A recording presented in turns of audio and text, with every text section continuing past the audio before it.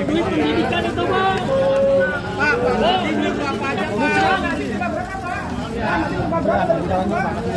Dapat berapa Pak? Sorry Om. Berapa? Pak bagi Pak. Sorry Om. Sorry Om. Satu lagi.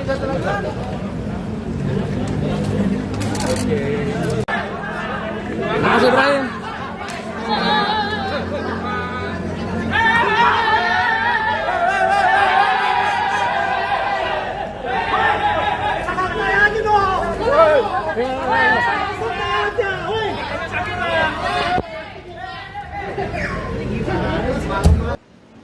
Apa keuntungan yang diperoleh oleh NAM? Ini yang sedang kami dalami. Penyidik fokus ke sana, termasuk tadi disampaikan adanya investasi dari Google ke Gojek. Ya, kami sudah masuk ke sana. Ya, nanti kalau pada saatnya alat bukti cukup, tentu akan kita rilis pada teman-teman wartawan. Ya, kenapa tadi NAM sudah diperiksa mulai pagi sampai malam, kemudian hari ini belum ditetapkan sebagai tersangka? Karena berdasarkan kesimpulan penyidik masih perlu ada pendalaman alat bukti. Untuk itu teman-teman nggak usah khawatir, beberapa kegiatan atau kasus yang kita tangani tidak berhenti sampai di tahap pertama, tapi ada kedua dan seterusnya. Sabar ya, sabar. Karena bicara hukum, bicara alat bukti. Ya, bicara alat bukti. Ketika dua alat bukti cukup, pasti akan dilakukan pemeriksaan. Kejaksaan Agung memeriksa Melisa Siska Juminto, pemilik PT Gojek Indonesia, terkait kasus dugaan korupsi pengadaan laptop Chromebook di Kemdikbudristek pada periode 2019 hingga 2022. Pemeriksaan terhadap Melisa dilakukan penyidik pada Senin, 14 Juli 2025. Hal ini diungkap oleh Kepala Pusat Penerangan Hukum Kejagung, Harli Siregar. Selain Melisa, Kejagung juga memeriksa Andre Sulistyo, Direktur PT Karya Anak Bangsa, serta FHK dari PT Datascript pada hari yang sama.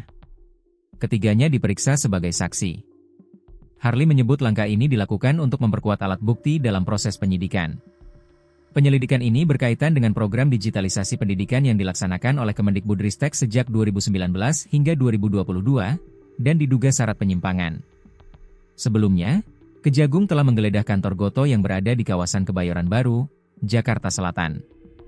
Dari hasil penggeledahan, penyidik menyita sejumlah barang bukti berupa dokumen dan bukti elektronik, termasuk flash disk. Barang-barang tersebut kini sedang diverifikasi untuk mengetahui keterkaitannya dengan dugaan tindak pidana korupsi. Sebagai berikut. Yang pertama, JS selaku Staf Khusus Menteri Pendidikan Kebudayaan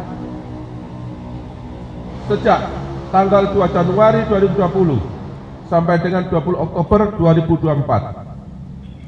Pada bulan Agustus 2019, bersama-sama dengan NAM, Fiona membentuk grup WhatsApp bernama Mas Menteri Kortem yang sudah membahas mengenai rencana pengadaan program digitalisasi pendidikan di Kemdikbudristek. Dan apabila nanti 6 diangkat sebagai Menteri Kemdikbudristek.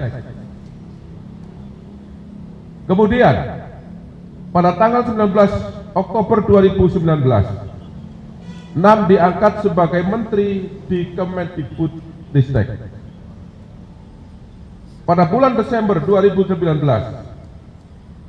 JS mewakili 6 membahas teknis pengadaan TIK menggunakan Chrome OS dengan Yeti Game dari Pusat Studi Pendidikan dan Kebijakan atau PSPK. JS menghubungi IBAM dan Yeti Kim untuk membuatkan kontrak kerja untuk Ibrahim Arif sebagai pekerja PSPK yang bertugas menjadi konsultan teknologi di warung teknologi pada Kementerian Mendikbudristek yang akan membantu program TIK Kemendikbudristek dengan menggunakan Chrome OS. JS selaku staf khusus Menteri bersama Fiona memimpin rapat-rapat melalui Zoom meeting, meminta kepada SW selaku Direktur SD, kemudian Mul selaku Direktur SMP, kemudian IBAM yang hadir pada saat rapat meeting agar mengadakan TIK di Kemendikbudristek dengan menggunakan Chrome OS, sedangkan staf khusus Menteri seharusnya tidak mempunyai kewenangan dalam tahap pendanaan dan pengadaan barang dan jasa terkait dengan Chrome OS. Pada bulan Februari dan April 2020, 6 bertemu dengan pihak Google, yaitu William dan Putri Ratu Alam, membicarakan pengadaan TIK di Kemendikbudristek. Selanjutnya JS menindaklanjuti perintah 6 untuk bertemu dengan pihak Google tersebut. Kemudian membicarakan teknis pengadaan TIK di Kemendikbudristek dengan menggunakan Chrome OS. Di antaranya juga saat itu dibahas adanya co-investment sebanyak 30% dari Google untuk